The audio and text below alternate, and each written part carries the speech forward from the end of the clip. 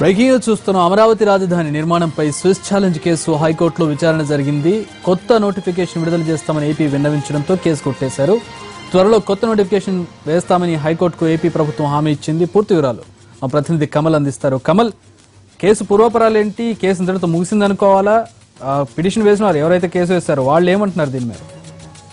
ఇక్కడ ఈ రోజు స్విస్ ఛాలెంజ్ పిటిషన్ కు సంబంధించి హైకోర్టులో విచారణ జరిగింది. విచారణ ప్రారంభం కాగానే 2:40 సమయంలో విచారణ ప్రారంభమైన వెంటనే అడ్వకేట్ జనరల్, ఆంధ్రప్రదేశ్ ప్రభుత్వం తరఫున అడ్వకేట్ జనరల్ హైకోర్టుకు ఒక పిటిషన్ దాఖలు చేయడం జరిగింది. గతంలో ఏదైతే స్విస్ ఛాలెంజ్ విధానంపై సింగపూర్ కంపెనీకి అమరావతి నిర్మాణానికి సంబంధించి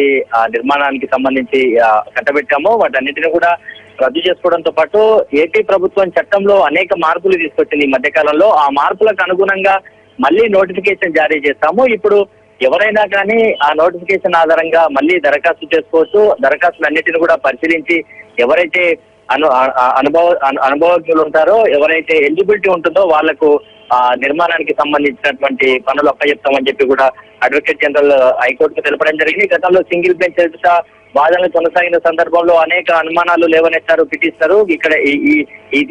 ఇక్కడికి సంబంధించినటువంటి నిర్మాణ సంస్థలు ఏవైతే పిటిషన్ దాఖలు చేశారో వారన్నీ కూడా అనేక అనుమానాలు లేవనెత్తారు. వాటికి సంబంధించి సమాధానాలను ఏమిస్తారు అంటూ కూడా advocate general high court division bench ప్రశ్నించిన సమయంలో అడ్వకేట్ జనరల్ మౌనంగా ఉండిపోయారు. ఇప్పటి వరకు ఉన్నటువంటి పిటిషన్ పూర్తిగా కొట్టివేస్తూ హైకోర్టు డివిజన్ బెంచ్ నిర్ణయం తీసుకుంది. ఇకపై స్విస్ ఛాలెంజ్ కు సంబంధించినటువంటి పిటిషన్, గతంలో ఎవరైతే పిటిషన్ దాఖలు చేశాడో ఇక ఏపీ ప్రభుత్వమే దాన్ని ఉపసంహరించుకుంటున్నట్టు పిటిషన్ దాఖలు చేయడంతో హైకోర్టు డివిజన్ బెంచ్ పూర్తిగా ఉపసంహరించుకున్నట్టే అని చెప్పొచ్చు, కొట్టివేసిందని చెప్పొచ్చు. ఇప్పుడు ఆంధ్రప్రదేశ్ ప్రభుత్వం తీసుకున్నటువంటి కొత్త విధానం ప్రకారం ఏవైతే చట్టంలో మార్పులు తెచ్చిందో ఆ చట్టానికి అనుగుణంగా మరోసారి నోటిఫికేషన్ విడుదల చేసేందుకు కూడా ఆంధ్రప్రదేశ్ ప్రభుత్వం రంగం సిద్ధంగా ఉన్నట్టుగా కూడా advocate general high court division bench స్పష్టం చేయడం జరిగింది.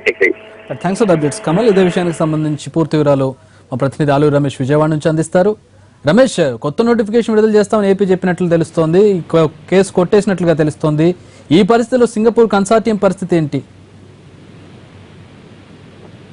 అమరావతి నిర్మాణాన్ని విదేశీ సంస్థల ద్వారా స్విస్ ఛాలెంజ్ విధానంలో నిర్మించాలనేది రాష్ట్ర ప్రభుత్వం యొక్క యోజన. దానికి అనుగుణంగానే చట్టం ఇతరత్ర నిర్ణయాలు తీసుకుంటూ ఇప్పటి వరకు కథ నడిపింది. అయితే ఏదైతే హైకోర్టులో దీన్ని వ్యతిరేకిస్తూ కొన్ని పిటిషన్లు దాఖలయ్యాయో దాంతో ప్రభుత్వం కొంత ఇబ్బంది పడినటువంటి పరిస్థితి కనిపించింది. గత 2 నెలల వ్యవధిలో హైకోర్టు అడిగినటువంటి ప్రశ్నలకు సమాధానం చెప్పుకోలేనటువంటి పరిస్థితి కూడా ఏపీ ప్రభుత్వం పడిపోయింది. ఈ సందర్భంగా మొన్న కేబినెట్ లో ఈ కేసు నుండి బయటకు వచ్చేందుకు గాను ఇతరత్ర సాంకేతిక ఇబ్బందులను తొలగించుకునేందుకు AP infrastructure development enabling act లో రాష్ట్ర ప్రభుత్వం కొన్ని మార్పులు చేసింది. దీనికి కేబినెట్ ఆమోదం తెలిపింది. దీంతో ఇప్పుడు ఉన్నటువంటి నోటిఫికేషన్ తో కాకుండా కొత్తగా మరో నోటిఫికేషన్ ఇచ్చేందుకు ఆ రాష్ట్ర ప్రభుత్వం సిద్ధం అవుతుంది. ఇదే విషయాన్ని హైకోర్టుకు కూడా ఏజీ ద్వారా హైకోర్టుకు కూడా తెలిపిన నేపథ్యంలో ఇప్పుడున్న కేసును కొట్టేసినట్టుగా మనకు తెలుస్తా ఉంది. అయితే మరికొద్ది రోజుల వ్యవధిలోనే కొత్తగా తీసుకొచ్చినటువంటి సవరణలు ఏదైతే ఉన్నాయో వాటికి అనుగుణంగా కొత్త నోటిఫికేషన్ విడుదల చేసేందుకు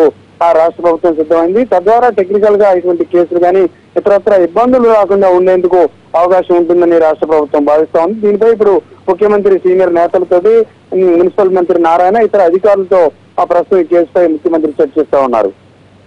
thanks for the updates Ramesh. AP privilege committee సమావేశం 2వ రోజు జరిగింది. ఇవాళ 6 ఎమ్మెల్యేలు హాజరు కావాల్సి ఉండగా 5 మాత్రం అటెండ్ అయ్యారు. ఆళ్ల రామకృష్ణారెడ్డి, ముత్యాల నాయుడు, సునీల్ కుమార్, సంజీవయ్య, కంబాల జోగులు హాజరయ్యారు. ఇక మాచర్ల ఎమ్మెల్యే పిన్నెల్లి రామకృష్ణారెడ్డి విదేశీ పర్యటన ఉండడంతో ఆయన విచారణకు హాజరు కాలేదు.